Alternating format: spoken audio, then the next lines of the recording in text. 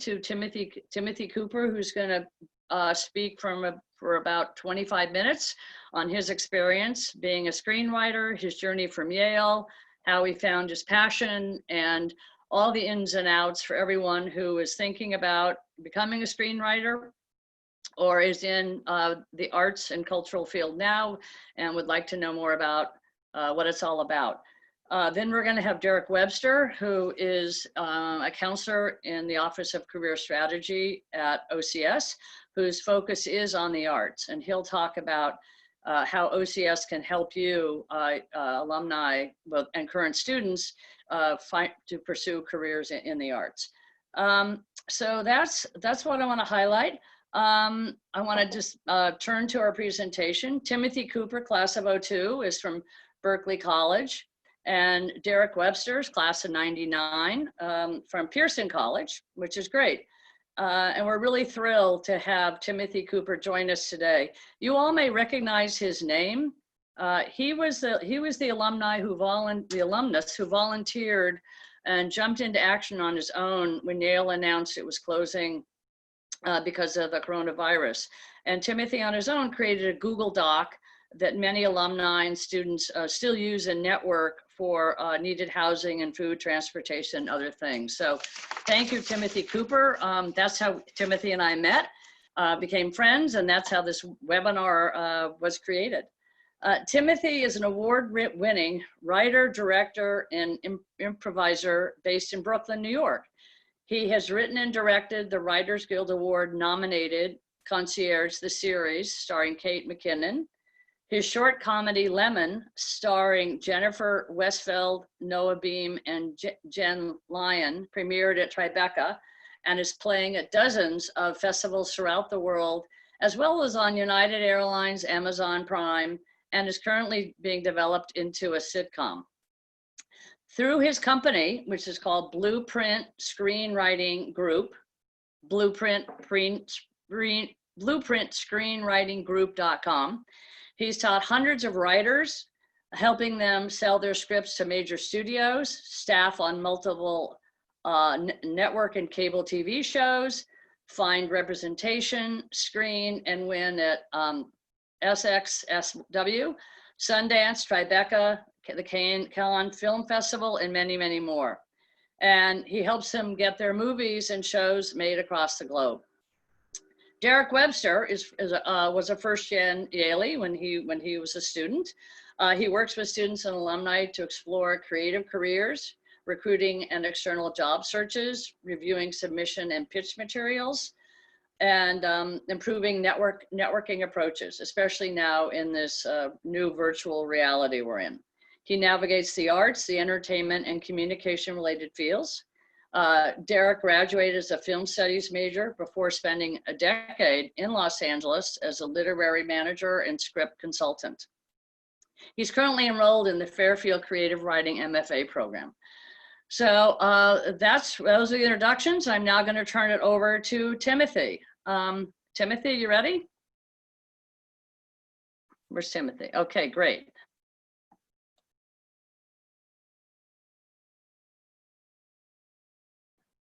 Where's this? Yes, thank you so much for this, Lisa. Thank you for allowing me to There you are. present. Great. It's great to see you all, and hopefully you can now see my presentation. You see Timothy, you can use the controls, you can use chat. Yeah, you can use your view options at the top or sometimes the bottom left to see me as well as my screen. So yeah, it's great to see you all here today, many hundred of you. And Lisa, thanks again, Sure. as well as Derek. So here we go. This is gonna just be a really broad overview and compact overview of what my screenwriting journey has been and what screenwriting entails. And what I've learned as a screenwriter and a script consultant based in Brooklyn. I shoot with my crew here in New York. I travel to LA to pitch, and I work with clients all over the world on pretty much every continent. And you know, for more information, this is just going to be an overview. So so that you can learn a little bit about what it takes to be a screenwriter. For more information, because of the fantastic response to this, I'm pretty sure we'll be offering a follow-up course. And if you're interested in even more in-depth classes that really get into how to write a screenplay, the mechanics, the elements of outlining and story and networking and all of that, I'll give my website at the end, although Lisa already gave it, Blueprint Screenwriting Group, and I'll even give my personal email address, and I will try to answer as many questions as I receive there as possible. So let's get started. And you can submit your questions. I prefer you submit your questions to me or to all the hosts, me, Derek, and Lisa, directly by chat rather than calling on people, because then we'll be able to go through and get to as many of them as possible.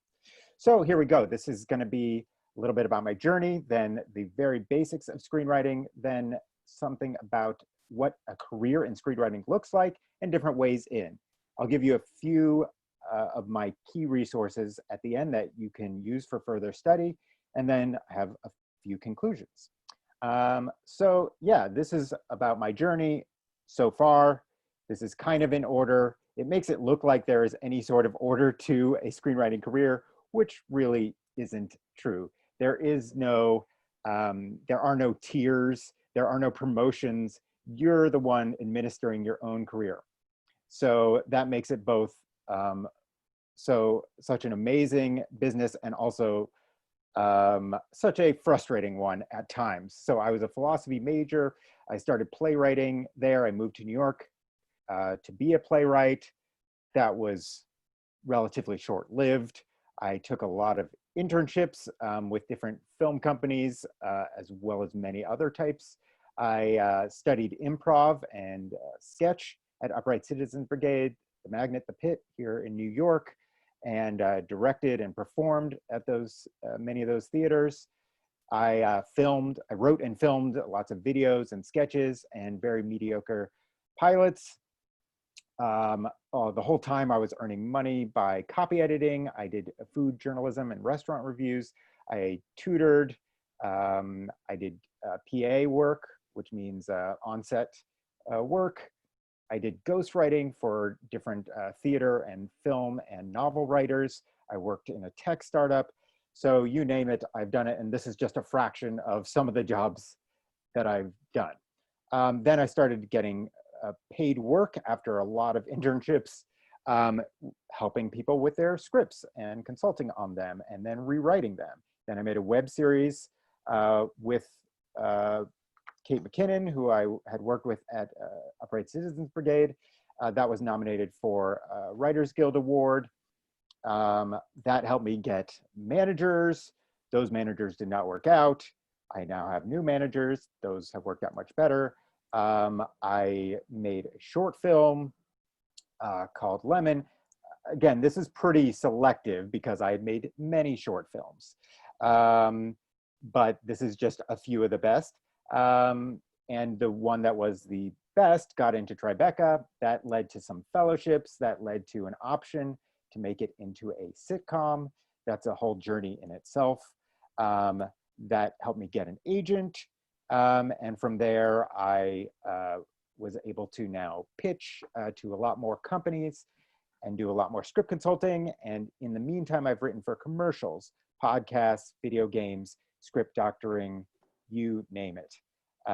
So this could be its own seminar, but my point is to show that there's no exact order and there's no one thing to make it along those lines. You have to just keep at it. So here is a little bit about what screenwriting is.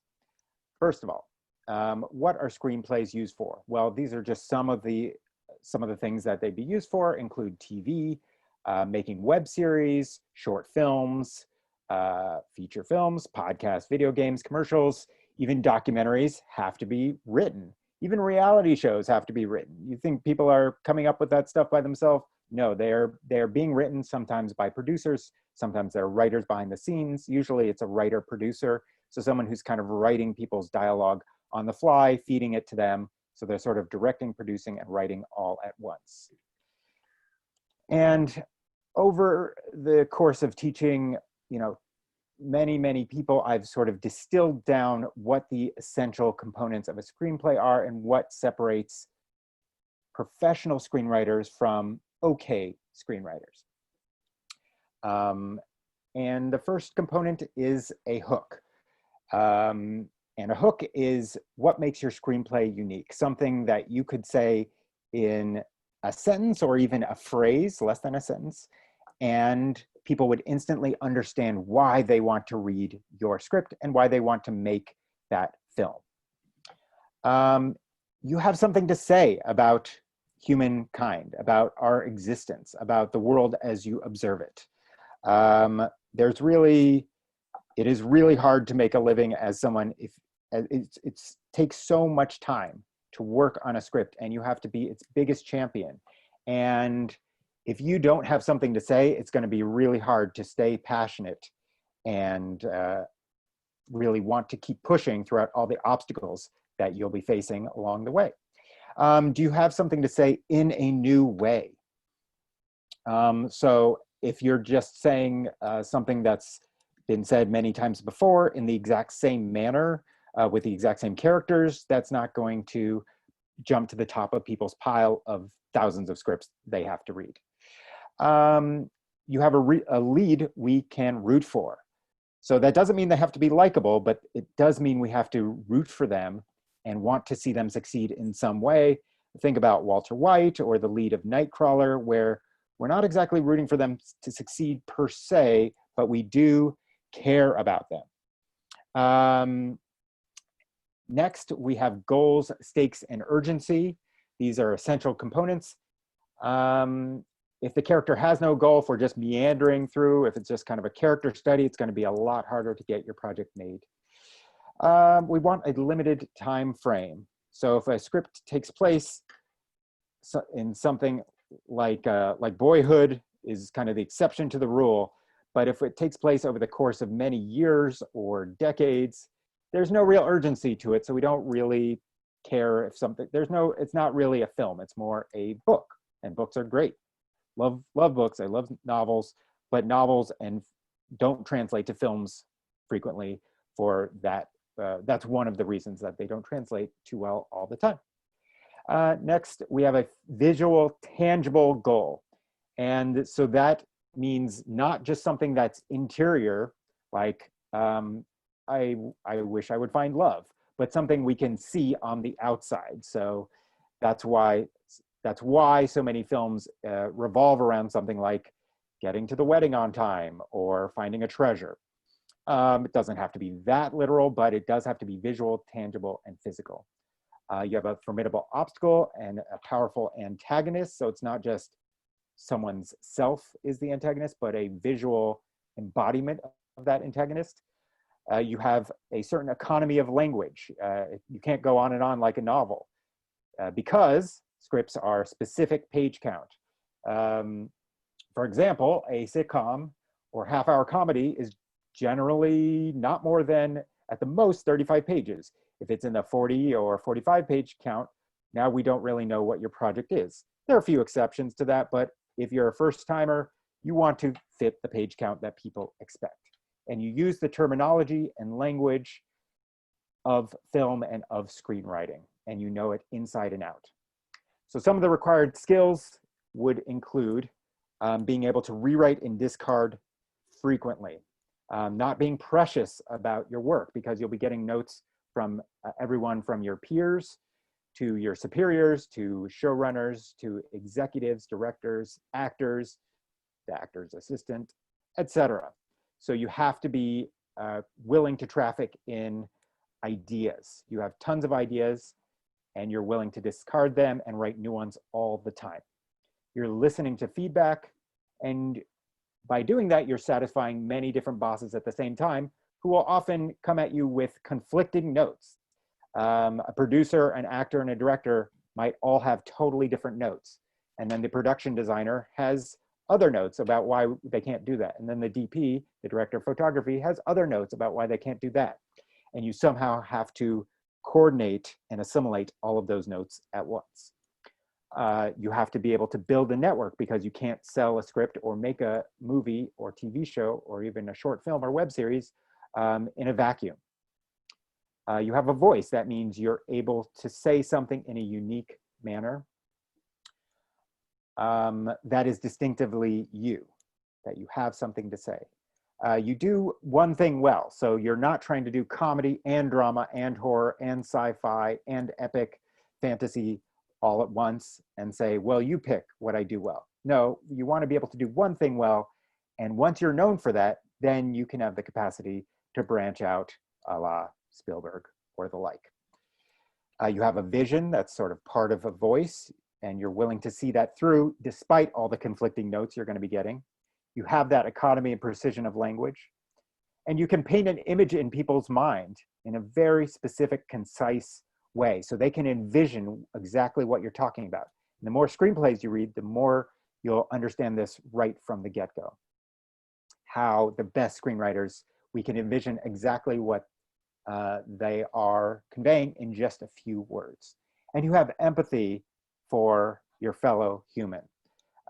If characters come out as two-dimensional, particularly antagonists, but really any character, if they're just flat or sort of a parody of a villain or a viewpoint, that doesn't really show empathy, and it's not going to be a complex multi-dimensional character and a complex multi-dimensional film.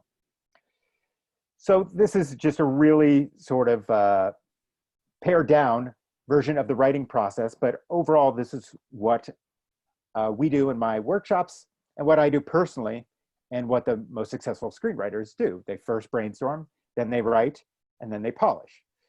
The brainstorming will include coming up with a log line, which is a one-sentence version of your script. Yes, it's hard to, that's a very hard, in fact, that's sometimes really hard for even professional screenwriters to do, but paring it down into the core idea, including the character, the main character, what their goal is, and what's stopping them from that goal, that tangible, visual, physical goal. Then you would do lots of brainstorming games, making sure you're fulfilling the promise of that logline, the promise of the premise, the excitement of that premise. And then you would do different steps leading to a detailed outline.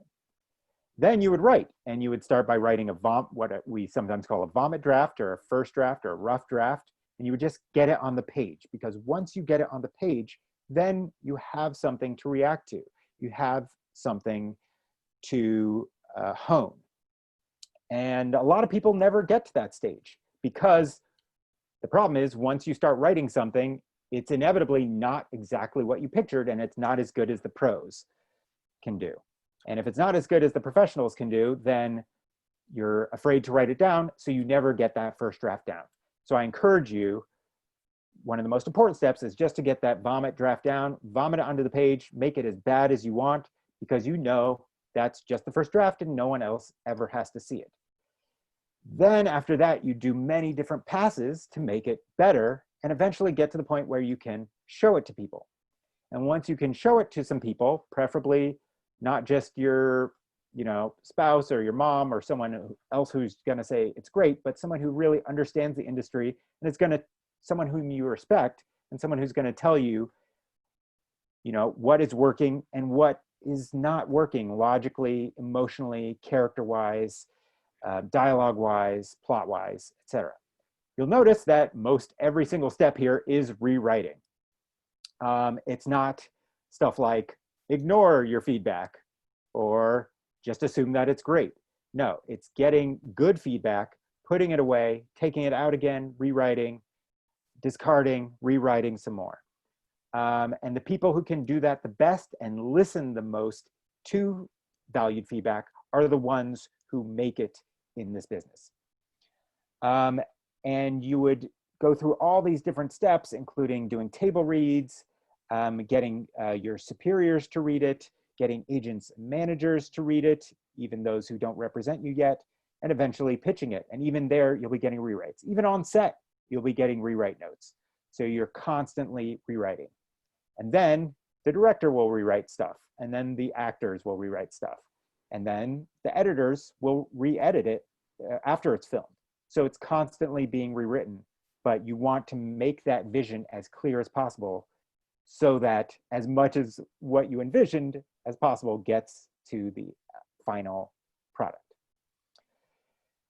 We definitely don't have the time here to go into this filmmaking process in too much depth, but I just want to show you the basics of what filmmaking will actually look like once you get to that stage. And this goes for even something as simple as a sketch or a short film. It's not really simple. There are a lot of different steps to make something good. And believe me, I started through a lot of trial and error, and I still do lots of trials and errors constantly. And you have to be willing to do that if you are going to get better. You can't hope that you're going to make an Oscar-worthy project and that will just come out of the blue your first time out. It doesn't work that way. It's trial and error, and it's a learning process. It's a reiterative process constantly. So the basics of pre-production are you're going to not only make the script, but raise funds and hire all the right people. During production, you will, first of all, you'll shoot the film. You'll try not to anger a lot of people. You'll try to get all the shots you need. You'll try to get great performances out of people. You'll constantly be going over budget.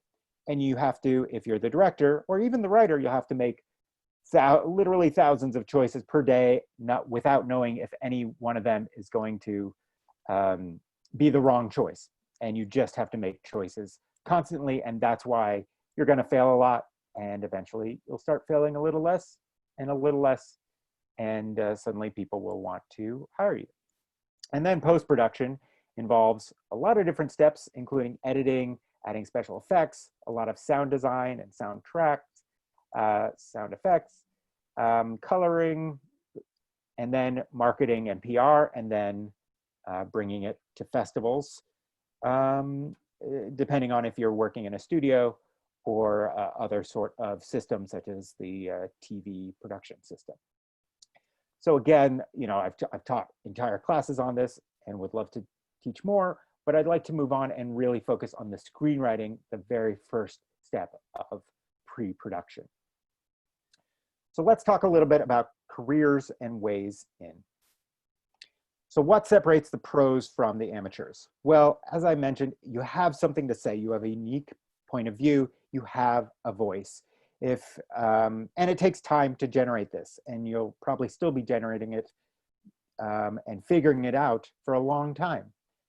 It really takes time to figure out what you're trying to say and how you want to say it and what makes your voice unique. And that can be the types of images you portray, the sense of humor that you have, the way your characters speak. If you think about Juno or anything by Tony Gilroy, there are so many different factors in how you write and how you put those words on the page.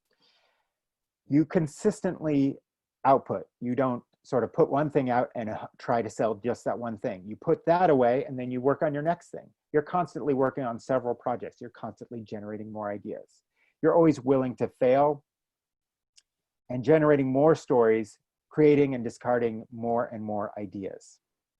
You have a sense of irony about it. So you're not giving us exactly what we expect. Instead, you're constantly surprising us with new but logical twists in your story. You listen well and you honor people's notes. You can't honor everyone's notes, but you want to honor those notes that you really agree with. And if you find yourself disagreeing with all the notes, well, either not the wrong people are giving you notes, or you're not really listening. I found this to be true over and over, that the people who don't really listen, who are just making cosmetic changes to the script from class to class, those are the people who don't make it very far, and then they wonder why they didn't make it very far. But the people who listen the most and really try to discard ideas and come up with new ones and rewrite, those are the people who go all the way. You're flexible, so you're not driven by ego. You're not precious about stuff. You don't take notes personally. It's about the work. It's not about you as a person. I know it can feel like it's about you as a person often because it's, putting what's in your head onto the page, but it's really not. It's about the work. It's about if you're getting the right people to give you notes, then it's not about you at all, but it's about constantly generating better and better work that really says what you want to say. And if you're getting notes from the right people, they're only trying to help you say what you are trying to say better, stronger, more clearly. You do one thing well. You read every single script you can get your hands on. Personally, I read hundreds and hundreds of scripts every year, and so I'm always trying to learn. I'm always seeing what's out there, what's selling, in every genre and every format that I can get my hands on. So you're constantly reading. And you have to, as you can imagine, you really have to love the industry if you're doing that. If you don't love this industry, if you're not willing to read stuff, if you're not willing to watch as much as possible, then you're not going to get very far. That's going to be clear from your work, that you haven't read the latest stuff, that you're not up to date, that you don't really understand what's going on in the industry, that you haven't watched the latest stuff, and that you don't really love the industry. And then, you know, those meetings aren't going to go very well. You're normal. You're a normal person that we can get along with. This is actually something that is one of the most important factors in getting hired, that you're easy to talk to, that you like to talk about all sorts of subjects, that you love to talk about TV and film. So yeah, that note is kind of, well, be normal. But you'd be surprised at how many people sort of are kind of rude or standoffish in the industry. And it's like, well, even if you wrote the best thing in the world, if no one wants to work with you, that's not going to take you very far. And you are persistent, right? You don't just give up at the first criticism or the first rejection. In fact, the more you're getting rejected, the closer you are to getting yeses. If I gave up for every time I've been rejected, or my pitch has been rejected, or my latest draft has been rejected, I would have given up many thousands and thousands of times. And you just have to keep persisting, knowing that it's going to get better. And so this is, you know, really sort of a broad generalization, but how do you get writing and directing jobs? Well, you start by working for free. As you can see on the right side, this is kind of a mishmash, curvy, directionless path, but you start by working for no dollars, and hopefully you'll end up working for some dollars. So you start with no budget or self-funded work, and you just got to get that work out there by directing it, producing it, getting it into the right hands, whatever it takes. Then you might, the next step would typically be sort of some indie stuff, and that might be in the tens or hundreds of thousands of dollars, or even in the $1 to $2 million range.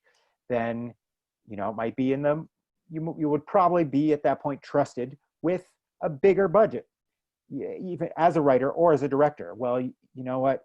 She just wrote something that was in the $1 million range, and I saw that on Netflix. That was awesome. This is a $5 to $10 million picture. Let's trust this person to write that. TV might be mixed in there somewhere. That can really help earn you some bona fides and credibility, and it is an amazing process and a lucrative process in and of itself. Then you might go to a studio system. There's no one direction, one way this goes, of course, but a studio process. So studios are hiring you, or you have a deal with a studio, and that might lead to the bigger budget projects, depending on, of course, the type of project that you're writing. And just as a quick alert, the stuff that makes the most money for the least money is the stuff that's going to get you hired. So projects that are made for less money and make a lot of money are the ones that have the biggest return on investment are the ones that are going to get you hired for the next project.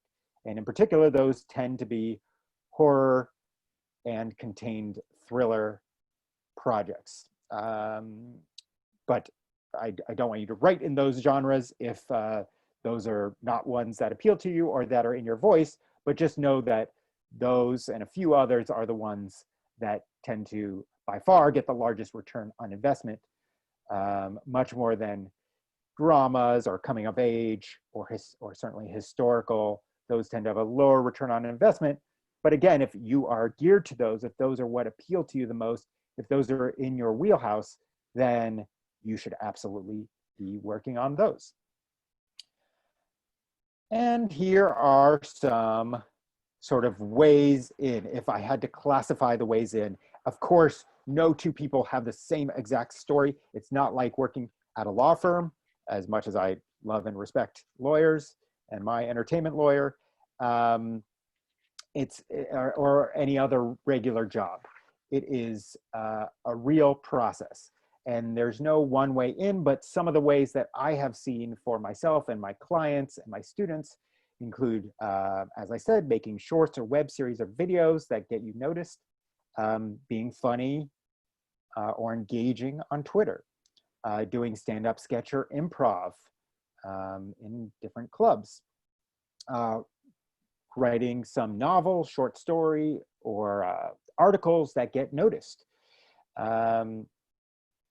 I have several clients right now I'm working with who just wrote an amazing article. That article got noticed, and then people started saying, hey, would you make a movie of this or of something else, or a TV show about this?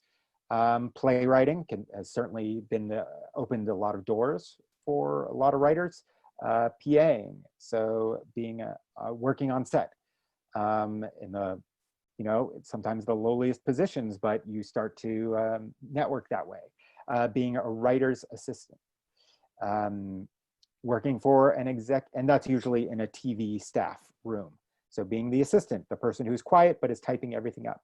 Working for an executive in the business, or a director or actor, can certainly help you start to make those inroads. Working for an agent or manager who's in the industry. Going to film school is certainly a great way to start a network, albeit an expensive one. Working in the mailroom of an agency or similar firm in Hollywood or New York, usually.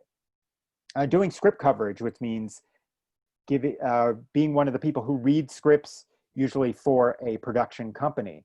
And these companies need to hire outside people to do that script coverage. And where do they find them? There are all different ways, usually word of mouth. And that can really help you start to make those networks. You could win a contest or fellowship. You could leverage the network you already have through school and friends, or friends of friends, or friends of friends of friends. And number one, with a bullet, would be create your own opportunities. So that means producing your own stuff, directing your own stuff, getting your own work out there in any form you possibly can, whether that's Twitter, whether that's Instagram, TikTok, whatever it might be, just creating your own opportunities to get your voice out there. That is pretty consistent among almost everyone I know who has gotten a job. They've just gotten their work out there any way possible, and they worked on their script constantly. There are many scripts constantly. They failed until they started succeeding. And here are just a few ways that you can earn a living in this business. One is rewriting and doctoring, so getting hired to rewrite people's scripts. That can be pretty lucrative at many different levels. And some people specialize in that. And that's one of the ways I earn my living. And I love it. And I've had people rewrite my scripts, and I've rewritten other people's scripts. So you learn from any part of that process. Teaching, staffing on a TV show, getting assignments from different producers. Can you go off and write this idea I had for some amount of money, hopefully. Pitching and selling shows, or movies, not necessarily making them, but just selling them can earn plenty of people living. I know lots of writers who have sold, many, many shows. They never got made, but they have been very comfortable just because of that, if they're lucky enough to do that. Crewing on set jobs, again, you're making your network. You're not doing exactly what you want to do necessarily, but you are constantly ensconced in the business. Being a development executive has, at any different level, has certainly gotten people those inroads, and you would start to understand scripts more and more the more you're developing them. and working with them all the time, being an agent or manager. And then there's just so much more out there. And these are just a few of the options: writing in children's TV, animation, advertising and commercials, copywriting, ghostwriting, so writing for other authors or screenwriters or playwrights, working in production as some sort of production coordinator or the like, commercials, you name it. So there are lots of ways to earn a living in this business. Many of them don't involve seeing your name on the screen at all, but there are lots of ways to make it rewarding. So to kind of bring things to start to wrap things up just for now, for this particular overview, I want to give you a few resources. And I have many more resources, but these are just a few of my top books and websites and so on. So here are just a few of the books. You can screen grab this if you want. You've probably heard of some of these, and some of these podcasts are on the page. Script notes in the moment are some great ones to sort of start to get excited about this business and start to really be learning about the industry and what's going on in the industry, and start to hear conversations with different writers and realize what that journey is going to entail and how you could better navigate it. And here are a few places to get started. Remember, I said the best screenwriters are reading constantly. Well, here's some places to constantly be getting new scripts. Tracking Board, they do have a small fee, but I found it to be well worth it for the tens of thousands of scripts they have. If you want to read TV scripts, this not memorably named sites.google.com/site/TV writing is probably the best. It has thousands upon thousands of pilots, TV series Bibles, and so on, all for free. Simply Scripts has tons of film scripts for free, as does IMSDB.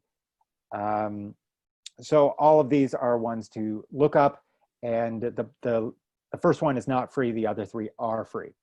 And websites to learn, my top websites to learn about the industry: Script Shadow, that's an anonymous guy who's reviewed a script basically every weekday for the past like 15 years. And you really start to learn about the industry that way from this guy's opinions. TV-Calling is another great one. Deadline has a lot of stuff about writers, but every aspect of the industry. And then Variety and Hollywood Reporter are great ways to get started in the general industry as well. And here are even more resources. So, taking classes, of course, there are continuing ed classes. Those can be great. Forming a writing group or joining an existing one in your city is always smart. And joining workshops that are led by someone, that's the kind I run, can be super valuable because it's more like a class, something in which you have to adhere to deadlines. Getting internships, so you're working in that industry, and these are often, remember how I mentioned script coverage? Well, Entertainment Careers and Mandy are a couple places to get started looking for jobs in those areas. The first jobs you would get would really be internships. They would be for nothing. And eventually, hopefully the goal would be, as you're learning about it, as you're getting better at it, you're making inroads and people might start paying you. For a list of many different screenwriting and filmmaking contests, Film Freeway is the go-to these days for pretty much the entire industry. And then the software to actually write the scripts. Final Draft is the industry standard. It just is. That's just the way it is. For better or worse, it costs some money, but it's a worthwhile investment because that's what everyone in the industry works in for the most part. Writer Duet and Writer Solo are free, so that can be a really good option as you're getting started. Fade In is pretty low cost, and Highland 2 is free. So these are just some ways to get started, but eventually you're probably gonna wanna end up with Final Draft. For better or worse, it's not that expensive for the amount that you'll be using it. So to conclude for now, and hopefully you're starting to submit your questions. I already see some in the chat to me and Derek, and we'll try to answer just, a few of them as much as we have time for. But to conclude, here's what it takes. You have to be able to motivate yourself.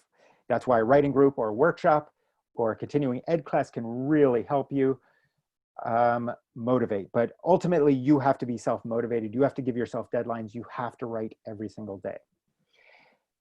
Even if it's 5 minutes a day, that's totally cool. That's something. You're always thinking about it. You're not just waiting for that moment to strike. That's not how the industry works. When you get an assignment, they don't say, wait till the moment strikes you. No, they say, this is due in 2 weeks. And if you don't have an outline, let's say, or even a draft in 2 weeks, you will not be hired again. So you have to give yourself deadlines. You have to both be a good writer and good at self-marketing. And unfortunately, sometimes those things don't go together. But if you don't get your scripts out there, if you're afraid to get feedback, if you're afraid constantly that people are going to steal your idea, then no one's going to see your idea. You can't market yourself. You can't network. And no one will steal your idea, but no one will buy your idea either. I'm not sharing my stuff just willy-nilly on the internet, but sharing it with the people I know and trust. You are reading everything. You know the industry. You love this industry for better or worse. Through all the highs and lows, through the laughter and tears. You are good at listening, especially to executives. They're the ones who hold the purse strings, so you have to listen to them. I really recommend joining a writing group of any sort, especially one that's supportive and especially one that's focused on screenwriting, so one that understands what you are trying to do and what you're trying to say. You film and make your own work. You don't wait for other people to say yes, you say yes to yourself. And you're always making stuff, even with your iPhone at home. We all have to start somewhere, right? You have something to say. So you're not just trying to give a generic interpretation or just sort of duplicate what you've seen before, but you're trying to say something new in a new way. Doesn't have to be brand new, but just, 10% new. We always say, that's what the industry says. If it's just 10% new, that's new enough. You're not trying to reinvent the wheel every single time. You're willing to outline and revisit that outline and rework that outline constantly, even before you get to a script. You're willing to do that vomit draft, as I mentioned. Most people never finish the bad draft because the bad draft is not perfect. And so they never make any draft at all, and they never get to anything better. And most people, frankly, aren't willing to listen to feedback because they've worked so long on something that they want to believe it is perfect. But as I said, the top writers don't take anything personally. They know that the people that they trust are just trying to help them see their vision more clearly. You open yourself up to impossible situations and gray areas. So nothing is one-dimensional. Nothing is flat. Nothing is just a mustache-twirling villain. Everyone has dimensions. Everyone is motivated. They have empathy with their characters, even the worst of them, even the most quote-unquote evil of them. In other words, they're unafraid to be rough on their characters, to put them through the ringer. And last, please just keep writing. You have to be persistent in this business. The people who give up, I totally understand it. And yet the people who persist are always improving, always getting better. Those are the people who ultimately make it in this crazy industry.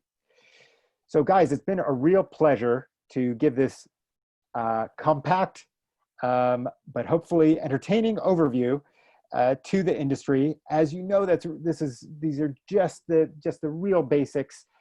We didn't get to go into the depths of what screenwriting is and what great screenplays entail and what that language and that vocabulary looks like. And hopefully we'll be able to start getting into that in the next class that we do with Lisa and Derek. But I would love for you to contact me anytime. I'll try to get to as many questions as possible. I'm working with, lots of different clients, including many Yaleys. But I will try to get to your question if I can. But again, feel free to write to me anytime. I really do love hearing what you're up to. And again, I'll try, but if I don't answer your question, it is not personal. It's just because I didn't see it. So feel free to email me again in a few weeks. But you can see all my services on blueprintscreenwritinggroup.com. You can tweet me at @TheRealTimothy, and you can write to me anytime at timothy@blueprintscreenwritinggroup.com. Guys, this has been a real pleasure. I can't wait to see you all again and hopefully hear from you. And now I'm going to turn it over to Derek. Thank you so much again for being a part of this fantastic group. And let me jump in while Derek is getting on. We're going to have a Q&A session following Derek. So Derek's just getting all set up. So thanks again. Sorry for the glitch in the beginning. There was a Zoom problem, which I had to fix, so I apologize for anybody who was late. And thank you, Timothy Cooper. We will have another session with Timothy without any glitches on Zoom. So thanks very much. And Derek, you're on. Oh, thank you. Yeah, and thanks, Timothy. That was fantastic. So we don't have a lot of time left on, and I'd like to leave a little bit of room for the Q&A, so I'll try to get through this material pretty quickly. I'm going to focus a little bit more on sort of like entry level and what those first stages look like. And so early writing goals, some of this is stuff that Timothy's already touched on. You know, writers write. So one of the first things you want to make sure you're doing is finding the space for that writing. That's particularly on entry level if you're an undergrad, if you're still working, if you're working in other directions. Timothy kind of touched on this, but writers tend to, statistically, very few of them are actually paying their bills, at least initially with the writing. So you've got to get pretty good at writing in the cracks, writing on the edges of everything else that you're doing. Timothy mentioned it, building community is absolutely key. Trusted readers, fellow writers, moving together in communities of practice. It sometimes feels like we writers are people who are just focused in and it's me in my room and doing this sort of thing. It doesn't work that way. Creatively, yes, but there has to be another leg to this process. And a lot of that is about networking. It's about connecting with others. There's an idea here that you're actually moving towards something. So Timothy mentioned like words on a page every day, the consistency of that. But it's also for something, right? You're building a portfolio. If spec scripts or pilots or sample specs for TV, it's actually fleshing something out over time. So even if it's iterative, even if it's a piece at a time, it's not random, right? It's building towards something. And a broader idea that Timothy touched on, which is, this is IP, right? Intellectual property. So if you're good at writing short stories, if you're a playwright, if you know some directors and you've thrown some material their way, all of that, it's the same bag. It might not feel exactly like screenwriting, but just being able to lean in the direction of being a content producer in today's day and age with flip over between the different platforms, being able to make something, whether it's in standard script format or you're coming around the edge from a different platform, all of those things are viable, all of them are valuable. Particularly on the Yale side, if you think about how so many of us Yaleys, it came from a different background, strong research element, maybe we could throw together a treatment based upon our senior thesis. That's actually valuable. That's something else that you can be adding to the table that not everyone's going to be able to add. So give yourself some value for that. And again, it all comes back to the community build. If you keep more doors open in different directions, that's actually just going to improve the possibility that one of those doors is actually going to have some opportunity for you on the other side. Timothy mentioned the markets. I won't go deeper into that. Indie, video games, podcasts, digital media, all of that's out there and viable. Some of the things you should keep in mind specific for the Yale resources, if you're an undergrad, if you're on campus, there are all kinds of classes between film and media studies, the creative writing focus in the English department, and as Timothy mentioned, playwriting. That's definitely a way to build strength in dialogue, strength in pacing, like those are all transferable skills. There are all kinds of different student-led opportunities on campus, the Yale Film Alliance, the Student Film Festival, the Film Society. You want to be a part, and I'll say this is sort of directed towards the undergrads community, but whatever community you're a part of, you want to be in that community. You want to find out who are the people who love film and are doing things in film. And it doesn't have to be the exact thing you're doing in film. Communities of practice and people working together, it's often coming from different perspectives. The director, the writer, the one who wants to be a producer, the actor. Make sure that you're keeping, in those same pools of talent and bringing what you have to the table. Yeah, there's all kinds of other things on campus, including the Yale in Hollywood program. I'll mention one other thing about that. And for those students who are on financial aid at the university, the Arts Apprenticeship is one funding opportunity through our office that can be used to work with a screenwriter as a writing assistant or in a mentoring relationship. So that's something else that you can engage our office with. Common Good and Creative Careers, that's the initiative that I'm a part of. I oversee the arts and communications aspect of that. So if you're an undergrad or an alum who's pivoting in this direction, and you haven't yet, please feel free, go to Yale Career Link and you can set up a one-on-one appointment with me. We can talk more custom to exactly what you're looking at. If you haven't engaged in networking, a broader sense of networking, cross campus is a new resource in that direction, just started this summer. You should definitely be looking into. Yale is basically saying, yes, so we would love to help out. How can we, what kind of conversation, what would you like to talk about? Like, would you like to know more about this industry? It's growing and there's more people signing up for it every day, so definitely get on there. LinkedIn is another great resource for networking. There's some specific ways we could get into in terms of how to use a resource like that to try to find, expand your Yale network. And then again, for the undergrads, linked in learning, you have a free premium account while you're on campus or virtually on campus. And it's underutilized, and that has a lot to it in terms of, Timothy mentioned the software is becoming more comfortable if you haven't used those Final Draft and the others before. There's also sort of like mapping out visual storytelling and other tutorials and those sorts of things. It's free, it's really high level tutorial, and it's worth checking in on. And then extending this into the direction of professional resources outside of our office, I'm going to double down on what Timothy said. Writers write, but writers read first. He mentioned some other ones, and I'm reiterating some of the ones that he mentioned.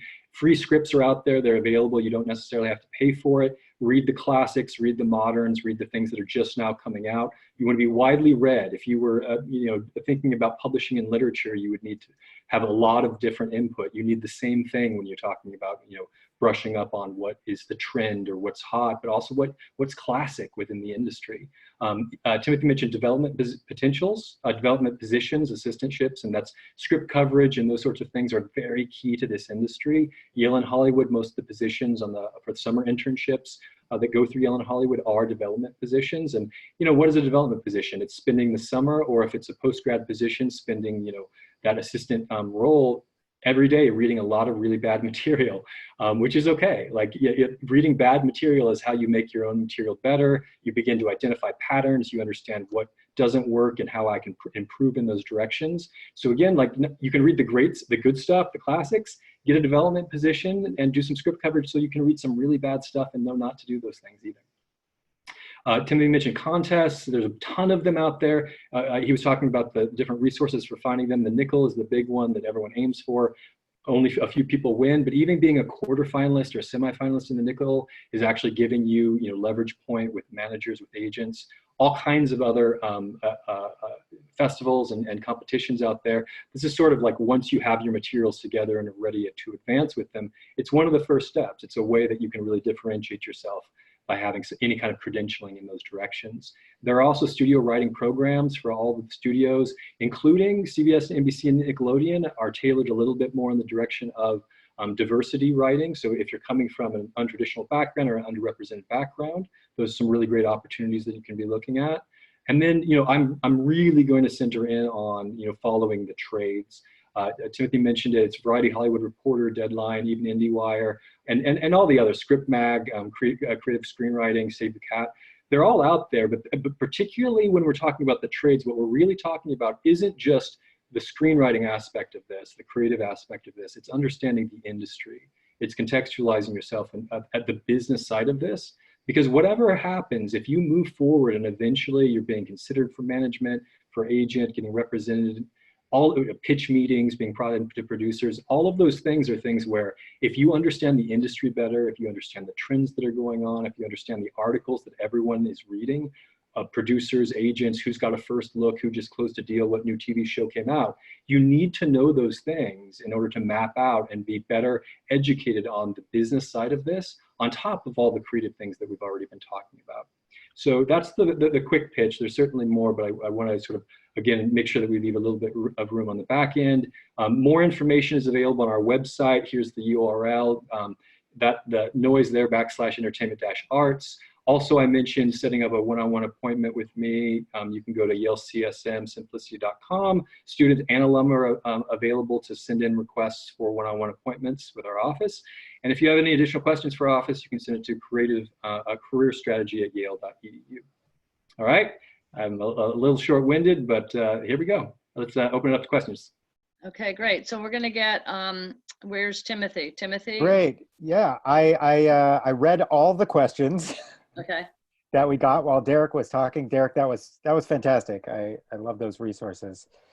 Yeah, thank you so much, Derek. That's fantastic having both you guys on this together, Timothy with you in the field and Derek with your expertise in this area and your hands-on strategies. I think it's really great for all the alumni and students on this group. I should highlight 65% of you guys are Yale College, and with 13% are current students and 15% the last 10 years, and then it goes on. So, and the rest are the graduate students and graduate alumni. So we have a great turnout. And I'm going to leave it now to Timothy and Derek to answer your questions and comments. And we're going to go past our time since we had a little bit of a delay till about 8:15, which I've sent to you guys. So please keep sending us your chat questions. Yeah. So yeah, I think we could answer all these. This will easily. We have tons of questions. We won't even get to all of them. But thank you so much for these questions. So I think, okay, first of all, yes, Blueprint classes are held online. We're doing them all by Zoom now. And then I do most of my work with Hollywood writers and international writers is, as you might imagine, by Skype, Zoom, and phone. So yeah, for the foreseeable future, we are all doing it by Zoom, and it's still working out great. But one of the questions that I saw the most is, how do you get an agent? And so the short and sweet part of that is, don't worry about an agent. An agent, now that I have, representation, it is still all going to be for the most part, you're still going to be getting those jobs through your own personal network. Agents and managers can only do so much, and they're going to be finding you through your own network. So it's not like they just suddenly pluck you out of obscurity and suddenly get you jobs. It's not that at all. It's the way I like to illustrate it is, you're already a moving train, and they want to get on that moving train. And if you're not a moving train, then why would they be particularly interested? Because they earn a percentage of their income. A percentage of your income is how they earn their income. So if you're not already making money or very close to making money, that is, you have productions under your belt or you have almost production ready scripts, it's going to be really hard to attract the attention of agents and managers. So your job is not to find an agent and manager. Your job is to make stuff, is to keep writing, to become really great at what you do. Then agents and managers will come to you. You don't even have to do any work. In fact, I know many people, my clients, my friends who work on late night shows or TV staff, no agent or manager. They still don't have an agent or manager. They might just have a lawyer who helps work out the deals. So they did all the networking themselves.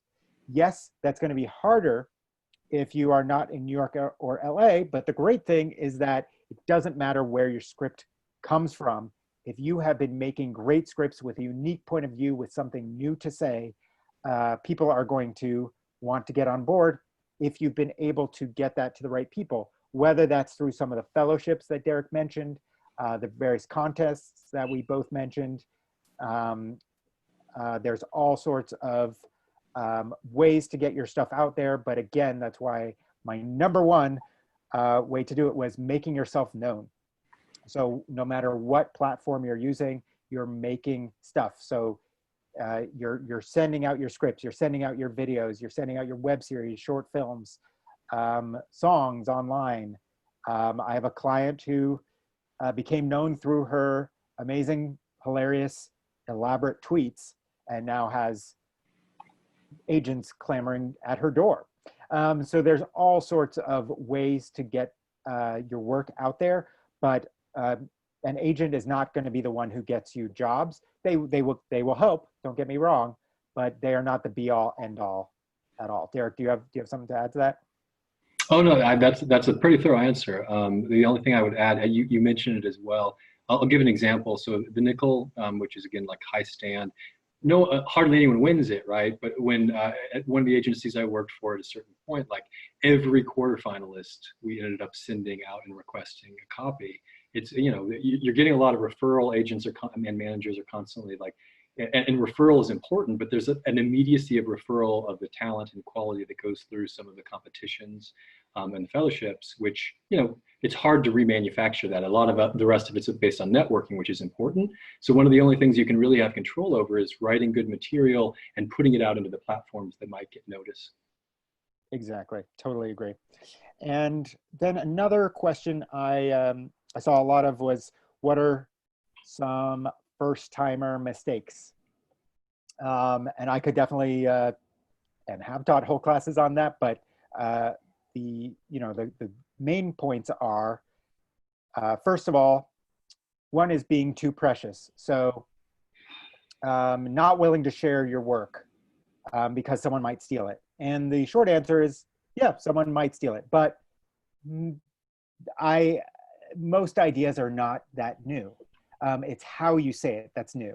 And if you've done a really good job of saying something in a way that only you could say it, it's going to be impossible to steal. There are very few ideas.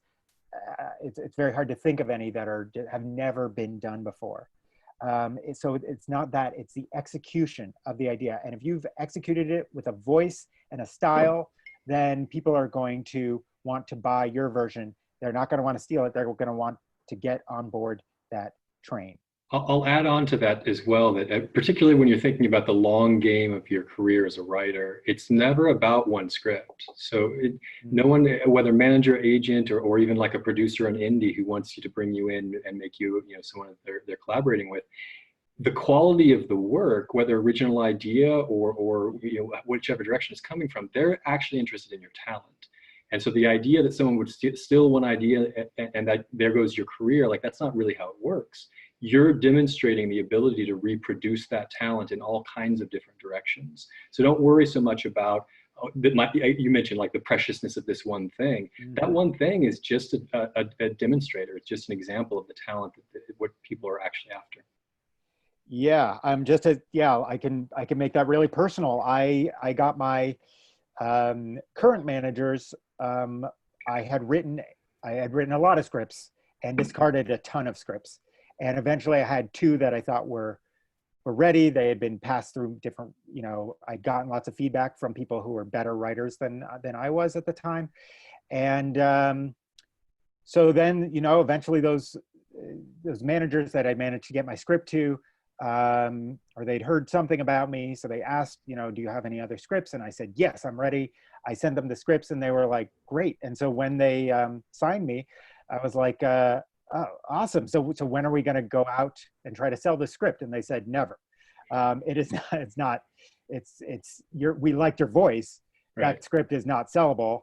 It's probably not even worth it to revise it, but why don't we talk about your next steps? And I've worked with them ever since. So it's not all about that one script. I totally agree with what Derek said. And another mistake I see frequently is thinking that one script, because you're so passionate about it, or because it's true to life, because that's your life, it's about something that happened to you, when you were 18 or whatever it is, that therefore it's going to be awesome. And if anyone doesn't think it's awesome, they're wrong. And look, some people are going to like your script no matter what. Some people are not going to like your script no matter what. But if you're not willing to receive feedback and really hear what people are saying about the quality of this, if it's saying something new, if it's doing it with the humor, the visuals, the goals, the obstacles that you had intended, then no one is going to be, listen to the people who are giving you feedback is my ultimate point with that. Yeah, and I'd add on to that. I've sat in pitch meetings and agent meetings where the person listening, the person receiving, actually throws out like what seems like kind of crazy, like the thing that, no, that's not right, just to see how the writer will react. So Right. so know that when you're in those kind of meetings, when you're dealing with feedback, a lot of what they're actually tapping into is what it would be like to work with you. And so if you can't swing a strange idea or come back with, well, maybe somewhere in the middle here, then you've immediately demonstrated that you're probably not the right sensibility for the kind of always protean kind of creativity that happens in this industry. So keep that in mind. It's not always about necessarily being right about the overall project. It's about being right in that moment and demonstrating that you're flexible in those ways. Exactly. Yeah, I think it comes back to the flexibility and being normal and easy to work with. Absolutely, as you said, Derek. And I've definitely been in those meetings as well, where they're just throwing out ideas, and your job is to say like, yes, you know what, that's something we can definitely work with, or I can think about that, or what if, right. What if we spun it that way? And if you're just like, well, no, that's not the way I wrote it, or but that would, if you start the sentence with but, you're already, you see their eyes glaze over, and they're like, okay, let's end it. Let's get to the next meeting, because this person isn't worth my time. So you have to be flexible, and yet you want to still keep that vision in mind. And that's a tough balance, and it's a constant diplomacy. Remember too, as you mentioned, Timothy, that sometimes there's so much more opportunity, at least like on a volumes basis, in rewriting than there is in necessarily just the projects. Projects get picked up all the time, they get optioned, and they never actually see the light of day. When someone's working with a talent, they might actually try to gear in the direction of, do you have the right voice for a different project? We're dealing with an issue, and so I'll throw something out there and get a sense for like, how would you respond to that crazy script, which you haven't seen yet. So yeah, just being playful and creative in that kind of an environment is one of the ways that you can really stand out. Absolutely. No, I love that. And then, another question that I saw a lot of, which is a great question, is how do you find a writing group? And the number one, and my answer to that is, I have found a lot of writing groups, and I went through a lot of writing groups, and eventually most of them either fell apart or I left them because they weren't supportive. Now, there's a way to be both critical and supportive at the same time. It's called constructive criticism, and we do feedback in my writing groups that I run, in my workshops, in a very specific way that's supportive and affirming, while never being personal, but it's critical of and it helps everyone lift up their work. And if you're getting the type of feedback where it's just people saying, well, I would have done it this way, or you always write stuff this way that I don't understand, or your characters are boring, whatever, that's not supportive. But if people are saying, well, have you considered this, or this part, I was a little unclear what the character's goal was here, then there are ways to phrase things and ways to structure a group that are supportive. And I would add that one of the, sorry, I don't mean to. No, go on. I would add that one of the best ways, organic ways to start with the writing group is usually, start with I mentioned, like, wherever you're at, if you're on campus, if you're in your town, if you're at the local library, like that you're gaining sort of like the traction of a community of practice, and that you're moving forward in that kind of organic way. If you're an undergrad, then you want to be part of the cohort that's interested in moving into LA, to New York, wherever it happens to be, because those are people that naturally know you. They've known you for a while. You probably took a workshop with them. You also went to some parties with them. Like, if you have something you can carry forward, the organics of those relationships where they know your voice, they know your base, they know where you're coming from, that's hard to reproduce in just a random group that you're going to find, on the external.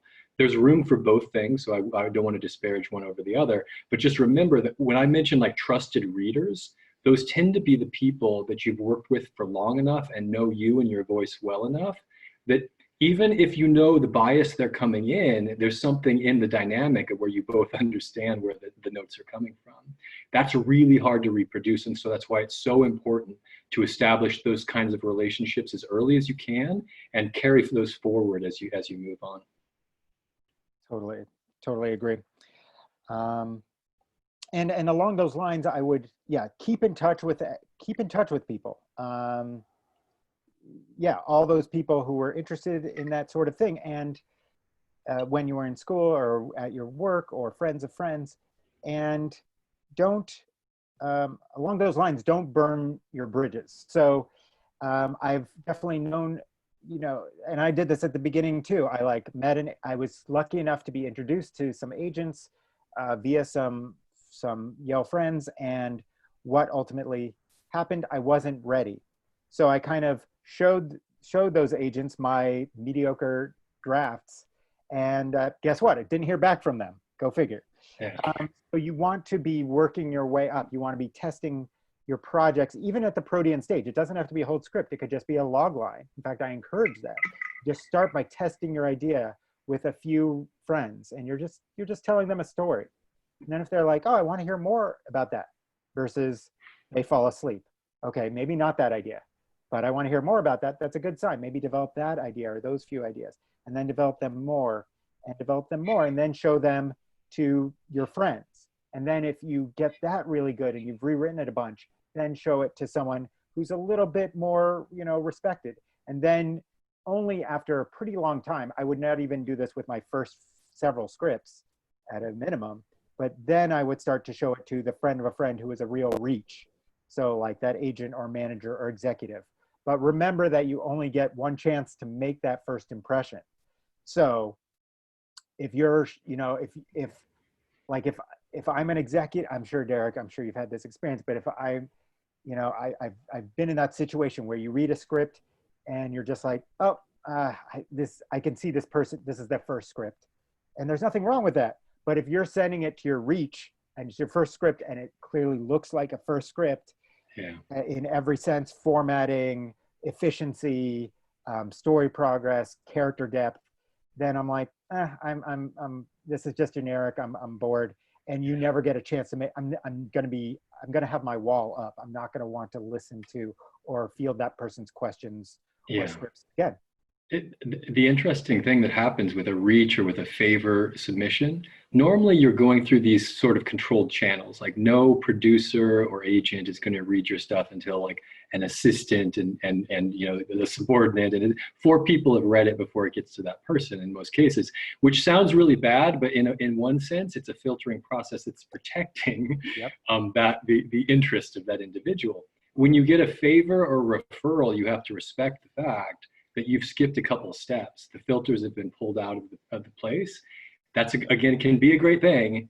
It can be a dangerous thing because you haven't actually been protected from yourself if you haven't put the time in, if you haven't, as Timothy's mentioned, worked with trusted readers and other things to make sure that you would have passed those filters that you just made your way beyond.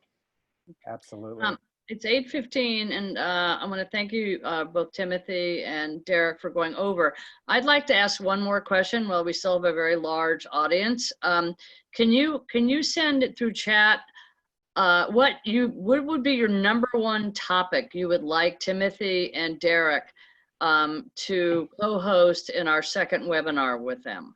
I'd love to know what topic, what they've discussed, what you'd like to go in more depth about. Something that just came to your mind, something you've experienced. Just if you could send a few comments through the chat to Derek and or Timothy just now, and that way we can take a look at them and maybe you guys could comment or elaborate on maybe some thoughts you guys experienced we think could be good for the next conversation. Yeah, there's. I mean, there's so much. And you did a beautiful job in this introduction. So I just. Thank you. Yeah, I would love to, next time something I would like to focus on is sort of, first of all, structure of a script, how most scripts, whether TV, short film, or feature, are structured, and they're all, resemble each other, and they're all different in their own way. Something else might be genre, so different expectations of each genre and how to know what genre you work best in. And finding that audience for your script is something I saw come up quite a bit. And each of these subjects is worthy of so much study and so fascinating to me. Like creating a TV Bible and selling a TV show, which I recently went through, is just such a unique adventure. And so is pitching a feature. And just pitching alone is its own topic of how do you pitch. You get to a room, you're with an executive, and they say, okay, what do you got? And you're in that room and you have to be ready to go with that idea. Better have some extra ideas too. What's that? You better have some extra ideas too. Well, that you took the words out of my mouth. I've been in rooms and I said, well, thank you. And they're like, we loved your script that manager sent us. And I was like, great. So, and they're like, well, but we're not doing that one. So what do you have next? And you have to always be generating ideas. As I said, I must write down, dozens of ideas a week, and 99.9% of them will be discarded. I'll never think about them again, but you never know. That tiny percentage, oh, maybe that's worthy for development. Maybe I'll get the chance to pitch that someday. So yeah, these are awesome. All of these concepts. There's so much here. But yeah, I really appreciate everyone attending and submitting these fantastic ideas. Absolutely, yeah. Thank you to the audience. I appreciate the energy here. You guys are great. We could go on and on, but I respect people's time. So I'm going to call for a close for this event. And again, thank Timothy Cooper and Derek Webster for all their incredible just sharing and giving and telling your stories and advice and strategy, and just being authentic and real and helping the participants, kind of get the ins and outs of what it really takes and all the components. And I really appreciate your time and energy for today. And we'll set up a second one. Thank you, Lisa. Thank you for putting this together. Yeah, and thank you, Lisa.